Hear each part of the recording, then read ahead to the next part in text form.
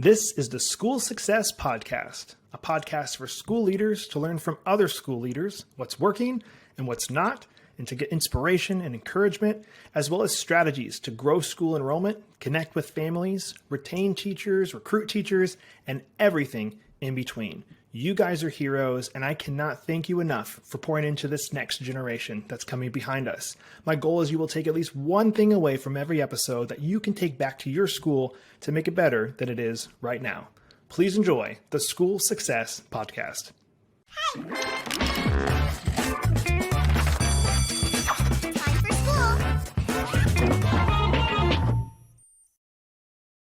Hey, School Success Makers. Welcome to another edition of the School Success Podcast. I'm your host, Mitchell Slater, and I'm joined by a new friend out of Michigan in Waterford, which is right outside Detroit. And his name is David Stanton, and he's the headmaster at Oakdale Academy there, doing some really cool stuff. I met him in person at a conference I was at back in Pittsburgh back in June, and I love some of the stuff he shared. I sat in on one of his breakout sessions that he taught, and I was like, well, this guy's a perfect person to have on the podcast because he's got a lot of experience and a lot of really cool things that I know will add value to you school leaders that are listening today. So I'm excited to jump into that interview in just a minute. But before we do that, I do want to highlight our amazing sponsors. Over at America's Christian Credit Union, they are celebrating 65 years of service this year, and they provide essential school banking services and a tuition financing program for schools that are looking to reduce their risk and administrative burden. And one of the coolest things about that part, guys, is it costs the schools nothing. But if you're chasing people all year round to try and get tuition from them, and at the end of the year, maybe you've only collected 95% of what you really owed, you're missing out on revenue. So what you can do is have them your families get a loan from the credit union, and then you get your money up front as the school. It doesn't cost you anything, and the bank works with the families and doesn't cost you anything. So go check it out, americaschristiancu.com/schools. That's americaschristiancu.com/schools. All right. Well, as we jump into today's episode, it's exciting because as we record this, the Detroit Lions just beat the Kansas City Chiefs last Thursday. And so David's still he's a little uneasy about it. He doesn't think it's for real, but me as a Chicago Bears fan, I lost to the Packers again. So Detroit's got me one up right now. So David, tell me all about that and introduce yourself to the audience today. Yeah, thanks, Mitchell. Thanks for having me on. As we were talking a little bit before we started recording, I don't buy it yet. I've been 35 years waiting for that magical year. I think I've seen maybe 2 playoff games in my entire life for the Lions. And we will find a way to lose to the Packers also. Either the Packers and or the Bears, and usually whichever one we play Thanksgiving Day, we will absolutely find a way to lose. So we are consistent here in Metro Detroit. And we're the toughest, amongst the toughest fans, maybe not as tough as the dog pound in Cleveland, but we're pretty tough fans, and we're still waiting. But yeah, I'm not sold. I'm not sold this is their year yet. but it's great to be here. Great to connect with you again and to pour into school leaders. I'm really excited. It's become a passion as Oakdale here is just flourished as we've gotten out of startup mode over the last couple of years, and now how can we help pour into other schools? So excited to join you today.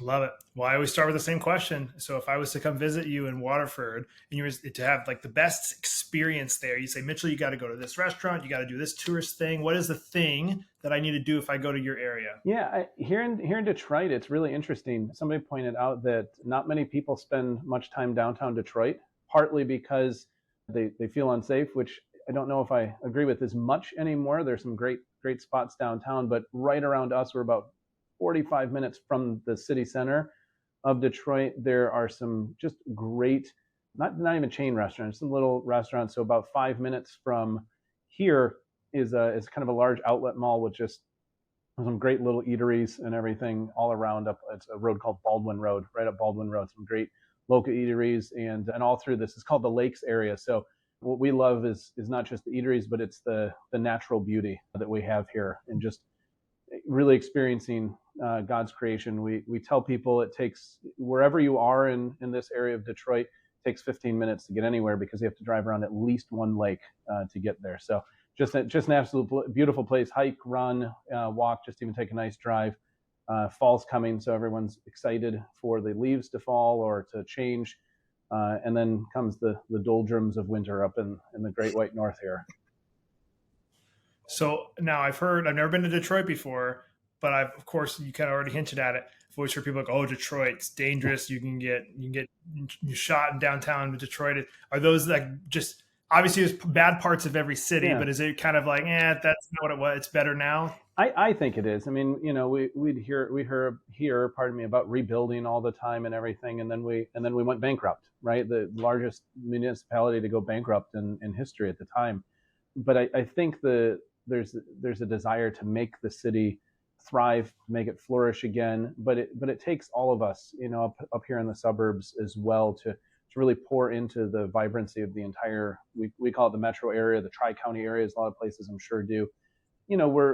We somewhat rise and fall by the auto industry as well. So there's desires to kind of, move beyond just the auto industry, but it's really one of the lifelines of Metro Detroit. So when, like Texas, I suppose, when the oil wells are doing well, I just watched the movie The Rookie. So when the oil derricks are moving, things are going well. When they're not, things aren't going well. And it's somewhat true for the auto industry here, but it's really interesting. It's an area with a lot of different types of people, and it's a political middle ground. It's swayed back and forth on things, so it makes for some fascinating conversations with people anywhere you go. So I love the area.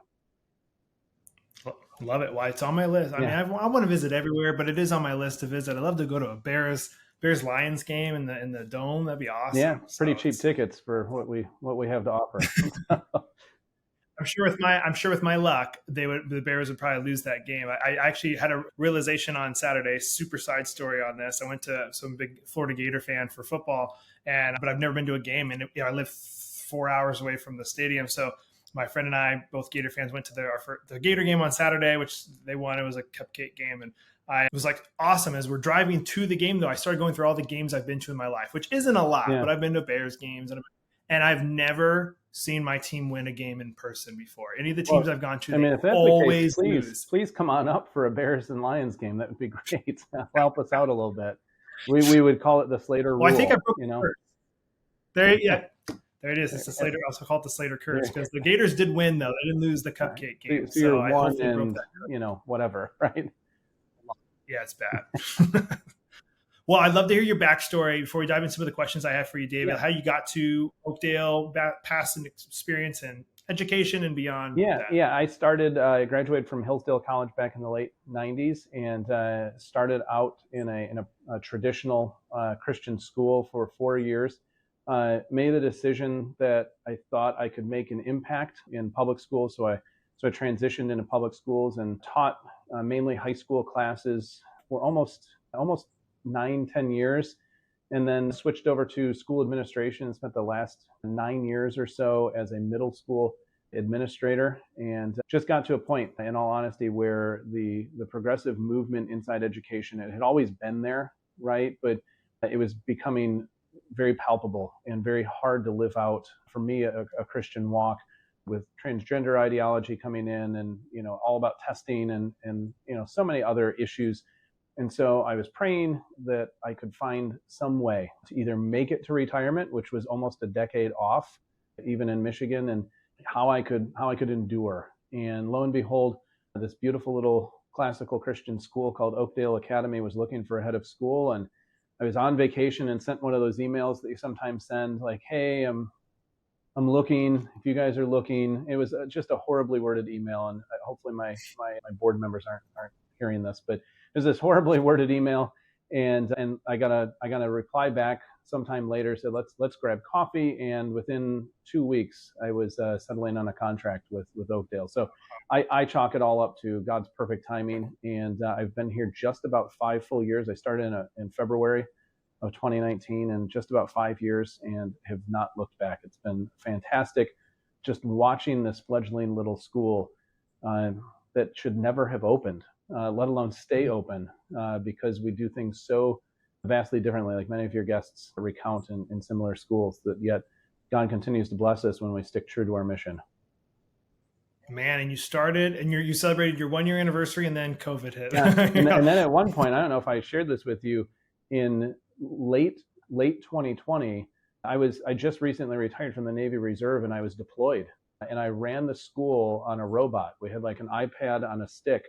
And I would, based on time change, I was in the Middle East, I would be done with my military work, I'd go back to my quarters and I'd drive this robot around the school and run meetings and everything from there. So we've had so many challenges just in the few years I've been here. But we've stuck true to our mission and just watched God continue to bless us. Wow, yeah. That is awesome. Thank you for your service my as pleasure. well. That's awesome. Well, tell me a little bit then about we'll talk about specifically Oakdale. Yeah. Like, I'd love to hear a little bit of their history first before I ask you some of the questions I have, like how old they are, where you guys are at. Yeah, we are in our 13th year. So we actually have a couple of seniors who will be the first ones that go kindergarten through 12th grade, which is really exciting. But right now we're junior kindergarten all the way through 12th grade. We have just under 200 students here.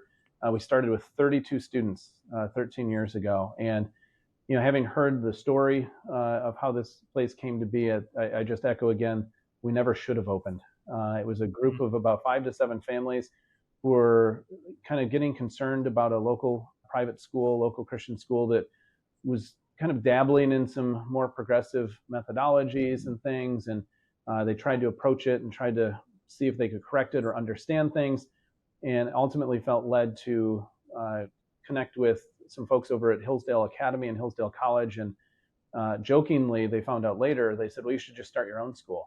And so they did. And in 3 months, roughly, they formed a nonprofit, found a building that we're still in, and opened a school. And you don't do that in 3 months unless God's with you. And they started with 32 students, kindergarten through 10th grade, which I know they will all say, don't do that. Start like K1, 2 and add a grade every year, but that's who they had. And so kindergarten through 10th grade. And we've just kind of watched things skyrocket from there, because we're offering, I think in particular in the last 3 years, and talking with other school leaders, I think we all just about echo this. Parents are starting to take back ownership of their children's education. They're starting to see what was really going on in schools when they were watching them all, online, and starting to understand what was really going on and what was being taught to their kids that they never thought would be taught to their kids in their nice little school nearby. And so Oakdale is the beneficiary of parents taking over their children's education again, because we simply say we're doing things the way they always used to be done. We're not being revolutionaries. We're just going back to first principles of how things should still be done. And I think that answers something for a lot of parents. And we're really excited to partner with them, to remind them that they're their children. It's their job to raise them. They're the primary educators, primary disciplers in the faith. But it's been fascinating just to watch, just because the entire time, in good times and in bad, we've stuck with a very specific mission. Sorry, we say it this way: to instill character, truth, and wisdom in our students. And we do it in order to prepare them for a life of service to God, family, community, and country through classical Christian education. And we always make sure we then say in that order, right? It has nothing about college prep, though our students are ready for college. It has nothing to do with vocational education or STEM or STREAM or anything else. We're giving them the foundational tools they need to just be a good human being that flourishes and learns about God and is learning to serve him first, and then others, however he's inviting them to do so. So I could talk about it for hours, right? I mean, I love the mission. I love what we do here. My team and my teachers are fantastic representatives of classical education, how we hope to impact the world for Christ ultimately. Hey, school success makers, just a really quick break to highlight one of our amazing sponsors, and that is ClassReach. Now, ClassReach supports schools of all sizes from application to graduation. Take charge of your school with ease, power, and mobility using ClassReach, the school management software administrators and teachers love using. You can get your free demo at classreach.com. That's classreach.com. They are amazing people, and they provide this amazing SIS software for you to keep track of your students' grades, communicating with families that are enrolled, and a whole bunch more. So again, check it all out on their website, classreach.com. They are awesome. All right, now back to the show. I love it. It sounds like things are going great, but I know with all of that, with where you're at in being head of school and 13 years and all this, there's still got to be some challenges. So I'd love to start on that. If there's any that come to mind for, here's some challenges we're up against right now, but here's what we're trying to do to combat those challenges. Right? Yeah, it's a great one. I mean, when you get to this point in the life of a school, whether about 10 to 15 years, somewhere around 200, 250 students, you start to really experience that the culture that started the school is not the same culture that you have now. And so, you're going to make sure that you preserve the best of that culture, but also help the culture hone itself, not even grow, but hone itself so that it sticks true to your mission. So I think that's an ongoing challenge. I'll use an interesting example. So we have, like many schools, a house system for our rhetoric school students. And we were looking at things last year in particular, and we said, we're just not sure the house system is meeting the needs that we said it was going to. So we made a decision to put a pause on all house stuff, all house activities for about 3 weeks. And right away, a lot of the kids were upset.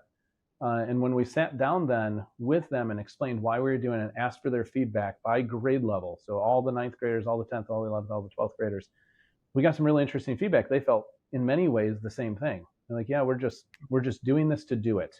And so we said, okay, we're gonna take the rest of this school year, because it was about February when we were done with this pause, and they had to look at their exemplar, who their house is named after. So for us, it's Augustine, Arc, Churchill, and Da Vinci, and say, is that who you still want to exemplify as a house? And they'd come up with new kind of mottos and a new symbol, and we kind of rebranded our house activity. And so one of the things that they said was, we want some extra time to do house activities to continue to build our culture. So we now every Tuesday morning have house time, where we take a couple minutes from each of our classes. And the first week we do an activity like dodgeball or a chess tournament or something like that. The second week is some type of social dance. So we did this past Tuesday, yesterday, for when we're recording, a dance called the Ship's Cook. So they're learning how to jig and dance around appropriately. And the third week we do a convocation, where we listen to them. We have a discussion with all of them. And then the fourth week, they actually mentor younger students in the grammar and logic school. So, that's just one small aspect of a continuing challenge, is you want to make sure the culture is right, that it's a place kids want to come to, and a place parents also trust you're doing what's right by their most precious possession, their children. As we grow, another challenge is we're running out of space, which is a great challenge to have. We need to add on. We need to build a building, and in our specific area that's become a little bit more problematic. We're right on the border of a couple municipalities, and some of them haven't liked that the sleepy little school is starting to build up and everything. But trying to learn how to do a capital campaign as a community and all those things are some really exciting challenges that we're facing right now. Man, and they're good challenges. Yeah. I healthy challenges. So I love that, and I love that you guys are growing. And with the building, is that a piece of you can stay where you are and add on to the building, or you literally have to move? Well, our hope is we actually own 8 acres, and we're putting a soccer field in right now. Actually, I can kind of hear bulldozers moving in the background right now, which is really exciting. But we still have plenty of property. So then you have to just navigate through zoning laws and township regulations, and we want to always be a good neighbor, because we're actually in a neighborhood. So we want to make sure that we're a lot of architects in the classical world will say, make sure you're trying to match the architecture of your neighborhood, so it's not this huge box store in the middle of a neighborhood full of nice houses that are ranches or duplexes. So it's trying to work through all those things to see. But I think it's a strong possibility we can remain here, but we'd be unwise if we didn't look around to see what else is there. So 8 acres, and you guys are on the same property that they started 13 years ago. Did they buy, with 30 students, buy 8 acres? No, so they purchased it from a church. I think it was on a land contract initially, but then we have since purchased it through a mortgage with a local bank. Okay. Yeah. I was like, man, for a 3-month startup and they're in the same location, I was like, wow, that's crazy. Yeah, it really is. And it was an old school. It was a public elementary school. Started in the 60s, 63 or so, I think. And then it was bought by a church and then kind of sat vacant for a little while. And then Oakdale came in and rented initially, but then got a land contract and since purchased it. So it's nice. We had to do some renovations, I understand, but it was a school already, which really helped to start so quickly. That's huge. Yeah. No, that's huge. Well, you got the challenges part. Let's go. Let's talk about what's going really good. I'm excited about some of the things to hear about what's going on at Oakdale. What's going good? Yeah, thanks. Mitchell, one of the things that we talked about, I think even down in Pittsburgh and since then is one of the things that I love is that as we grow, not everything has to come to my office. I mean, I love interacting with people. It's part of going into teaching is you like to be with people. But as I start focusing on kind of long-term strategy and vision and those things, one of the things that we need to continue to do is kind of make sure that those coming into the school are taken care of. So when you give a tour and everything else, it's been something that I learned at a conference. And so we actually have a group of students that give tours. We just call them student ambassadors. We give them a book. They have to, kind of read through the book, which kind of guides them through the school and gives them some talking points.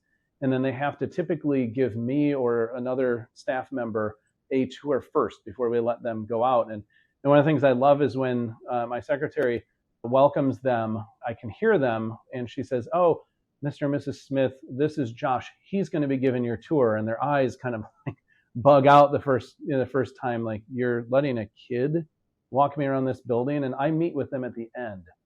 And I always ask them, how did Josh or how did Grace do? And every single time, they did such a great job. They knew about this school. And so for me, I mean, yeah, we have a binder. We prep them. We don't just cut them loose, but it shows that, we really pour into these students and we trust them to tell other people about their school, right? And that's how we look at it is about their school. So that's been a fantastic one that I really love. I'll be honest, it saves me hours and hours and hours. As much as I love giving the tours, it's really nice to see them shine. And we give them some special recognition as being student ambassadors. They help us out at, fundraising events as well. There's some of the students that help greet people. And we're building skills into these kids. How do you greet people? How do you talk with strangers about something important to you? It's been really exciting. That is one of our biggest success stories, I think, in the last couple of years, at least from an admission standpoint, is getting these student ambassadors going. Man, I love that one because I've not heard of, not saying that other schools don't do it, but I never heard of a school doing that until you had mentioned that in Pittsburgh. And it was one of those ones going, duh, like, why didn't I even think of that? Like, why hasn't maybe other schools thought about that? Is because if you finish a tour, if I have a student, I'm like, I want my student to be just like this student that's able to take their, that is just super cool. So I love that one. And it's speaking to who you guys are as a school and what you stand for and how you're pouring into making new leaders and all of that.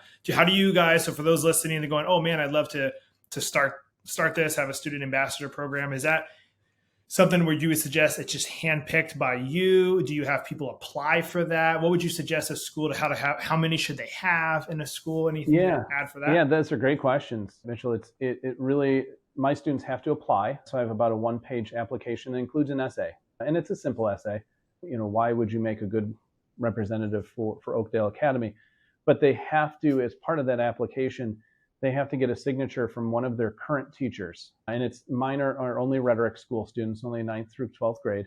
And they also have to get their house sponsor, who's another teacher, to endorse their application. So they have to talk to 2 teachers and get their endorsement before they even submit their application. And then I usually do an interview with them. And we just kind of walk through why is this important to you?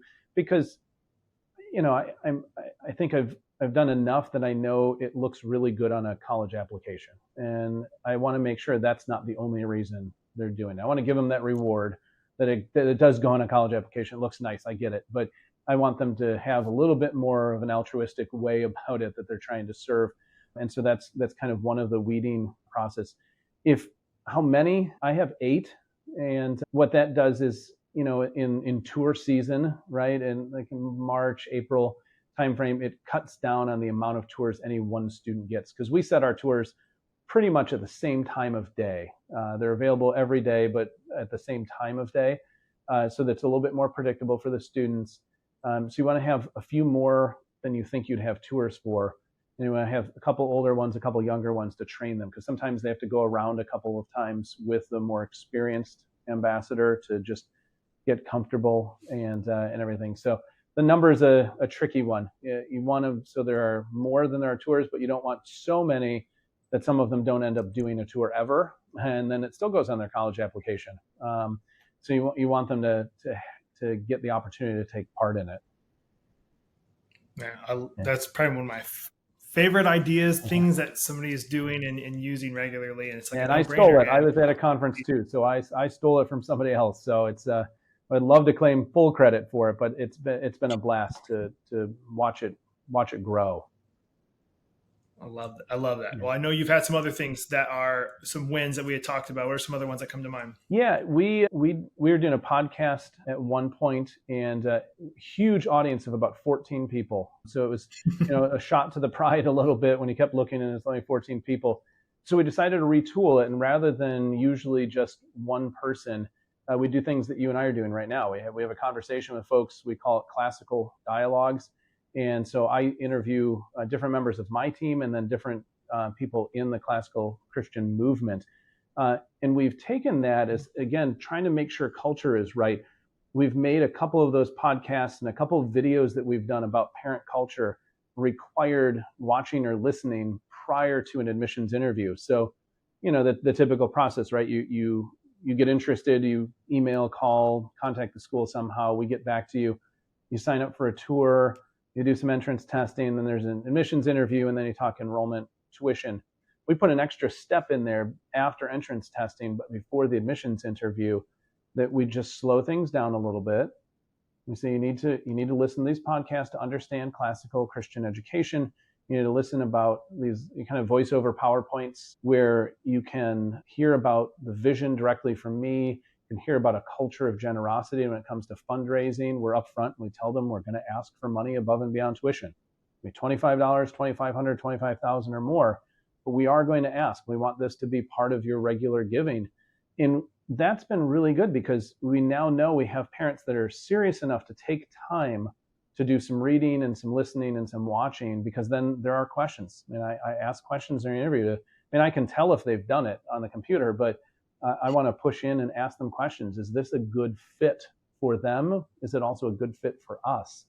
And have the boldness to say, I don't think this is a good fit. Your kids scored fine. They did great. And it's not about being superior to anybody else. It's just, I don't want to take somebody's money where this isn't going to work well for you. So that's been a huge win for incoming parents. But then it's the ongoing parents, the ones who have been here for a while. One of the phrases that I've heard almost all 5 years I've been here is when you stand up and you talk about the things that students are learning and what they're reading is, oh, I wish I had that type of education. And I was chewing on that for the longest time, and I thought, well, we should be able to provide that. And so we tried it a little bit, it kind of got a little traction. We, again, rebrand something sometimes. It looks like a better idea than it had the first time around. So we have something new this year called Oakdale U, and every family is required to take one class during the school year. So we're 2 of them last night. Our first 2 initial classes, I do an introduction to classical Christian education. We call it, CCE 101. My Dean of Academics did what does cultivating virtue look like? And did a talk about that. And we have our rhetoric school department head as one of our science teachers talking about the beauty of God's creation through astronomy, because astronomy is a new class for us in 12th grade. We do a curriculum called Story of the World. So our grammar school department head's going to do one about Story of the World. Our logic school head will do how do you teach or how do you read with your students. We have some on parenting. So we're trying to get different times, 6:30 at night, 8:30 in the morning during the school day, an hour before pickup, just to continue to invest in our parents. And the way we phrase it is, yes, it's required, but you should want to come to more than just one for your own learning. Pick up the book and read it. It's going to be fine. You're not going to understand it, but neither did we the first time we read it, and neither did your kids the first time they read it. But just keep reading it. Keep studying these things. They are those transcendentals, right? They're good, they're true, they're beautiful, and you should want to learn them. Our goal is to kind of kindle, what Plutarch said, to kind of kindle the flame, right? Kind of keep it going even for parents, and to build a community, because I'm convinced the classical Christian world, the Christian world more specifically, is going to need each other more and more as the world gets darker, crazier and crazier. We're going to need a good base of like-minded people that understand those first principles, understand how God's calling us and how we can best love and serve him. So it's been thrilling to watch it get off the ground and watch people signing up for multiple classes already. And we kind of, so far, don't have more than about 10 people in each class. So it actually, we tell them this is going to be just like what your kids see every day. We're going to have discussions. We're going to do Socratic dialogue. You don't get to just sit there. You have to interact. And we hope that I would love if it kind of spurred on some just other learning and some parents gathering here to do book clubs. We just found out, I was so excited, based on some things that I've been working on, and we're going to start doing some videos just for dads. There's a group of dads that meet that have kind of unofficially called themselves Oak Dads, that meet and just kind of encourage and disciple each other. And I just love it. Because of something we did here, I've got dads now pouring into each other and getting involved in their kids' education and into each other's lives, which I think can only improve the lives of their families that they're leading. So really, I mean, those are, again, I could tell you for hours some of those cool things that are hard to measure quantifiably. But qualitatively, you look at them and it's like, this is a community that's really pulling together and really moving in a great direction. It's so exciting to see. Man, it really is. And I want to digest a couple of these things and dive into a couple of them that you mentioned. So I'm sure there are schools that are listening and they're going, man, that sounds awesome. But if I start asking all those questions, I'm just going to lose people in the process. And I need seats, butts in seats. So real quick on that one, how would you kind of respond to a school that's like, man, I'm scared to ask for more of that, be forward about asking for more money throughout the year? Like what's your response to something like that? Yeah, I mean, I think a couple of things, Mitchell. I think first, because that's a fantastic question. I think personally, and we've not always grown. I mean, we've had years where we've shrunk, but you have to be bold to make sure that you're sticking with your mission. And are you having, people occupy space in your building, but that's all they're doing, right? Or is this a family that's really connected that we call missionally aligned? And if they're not missionally aligned, likely they're going to exit anyway, right? So are you really just taking their money? I mean, at the end of it, or, are you really trying your hardest to make sure that they see the vision and the mission of the school, and will they align with it? Then you work with them. If they're not, it might just be time to part ways. As much as that hurts the financial bottom line, it really improves the overall culture of the school. The other part is an adage I learned from somebody that was a supervisor of mine once is go slow to go fast, right? These are things that I've been dreaming about for years, so it sounds like, wow, in 2 years they did all this stuff. No, these are things that we had conversations about and kept planning, and student ambassadors was an easier one to get off the ground, but offering voluntary classes. We used to do Oakdale U is a different version when I first got here. It's just called Coffee with the Classics. It was Saturday mornings 4 times a year, and didn't have a ton of people show up, but a teacher just retaught a lesson they had recently taught, and parents got to experience it. Maybe it's a follow your kid's schedule one night. We're just kind of do mini lessons. So go slow to go fast. All leaders, all heads of school have these great ideas. You start socializing them amongst your leadership team and kind of get the idea to be better than when we first come up with it, because it's not always just our idea, right? Very rarely is it the same idea that we started with. But ultimately for us in the classical and Christian world, and then just trust God for some of the details. Sticking to your mission, I would say you can't go wrong. If your mission is grounded in truth and goodness and beauty, you can't possibly go wrong. And then be prepared to fail. That's okay. We always tell our parents that we learn through failures too. So be prepared to have a great idea just kind of flop on you. I've got a long list of them. It's been great to share some cool ones, but there's quite the long list of things that didn't work well. But you just retool it and see if you can get it to work better for what the needs of your community are. Excuse me. Man. So to dive, for that thing you're doing, I know we talked about one of the softwares earlier in our conversations, but like, what are some softwares you use to do this? Because I feel like people are listening going, oh yeah, I want to have parents watch something. How do I know if they watched it? What do I do for like this piece of like tracking it? What do you guys use to kind of manage those things? Yeah, the one that we use, I learned from a different school, a friend down in Houston. It's called 𝒔𝒑𝒂𝒂'𝒔. And you can do so many lessons, I think at a free rate. And then you can see when somebody has joined the class, and you can see the progress that they've made. So that's just our simple platform. When we track people's physical attendance, we have a form stack that our website guy can track who's been there, and then we just kind of calculate attendance. So usually they're pretty simple tools that somebody in your community knows. Most of our schools are not 1,000 people. We're having different business, layers of business professionals employed by the school. We've got somebody that knows tech, somebody that knows something to help you automate things, but automating the things in a way that they're still personal, right? I mean, that's the key to me. That's awesome. I love it. Well, I want to end with one question for you because it's all been good, but I want to end with one major one. It's a piece of advice. If you were to share one or two pieces of advice for the school leaders listening, what would you say that would be? Yeah, always stick to your mission. Mission drift is one of the most dangerous things for classical schools, for Christian schools, for any school. Your mission is that core foundational document that whether you were involved in creating it or rewriting it, you were the founder.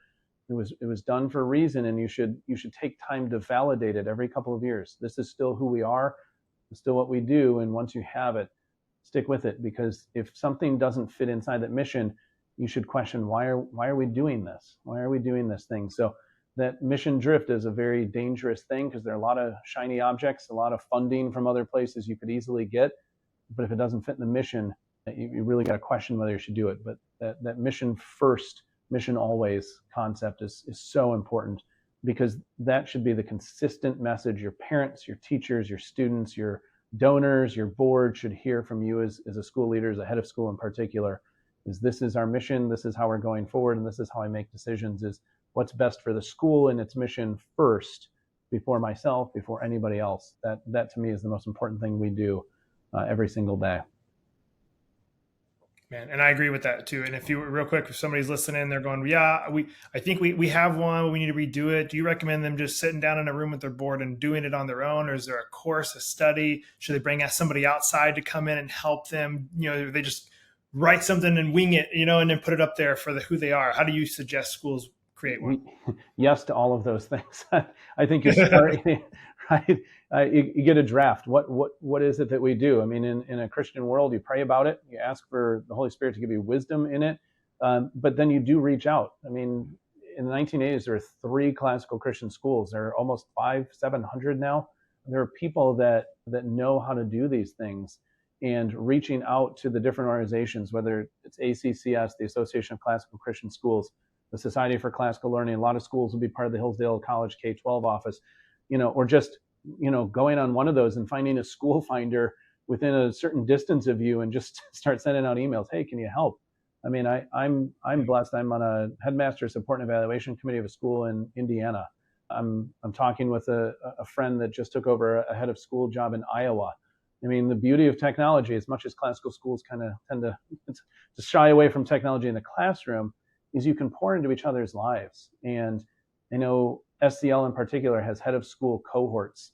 They meet with an experienced head of school for a year. ACCS is doing something similar coming up, I think, in the next month or so. So staying connected and being able to bounce ideas, because as much as you have your board and that important relationship is there, none of them likely know what it's like to sit in this chair, right? And you're alone. I mean, you have a group of people around you, but no one else has the responsibility that you have. So being able to reach out and, even if you're doing the mission revisit, saying, hey, what does your mission look like? What does yours look like? How did you guys come to that? Traveling to each other, playing roles in each other's schools and growing that greater community, I think. Also, yes to all of those things. Start it off and see what's important to your community, and then reach out for help. Love it, man.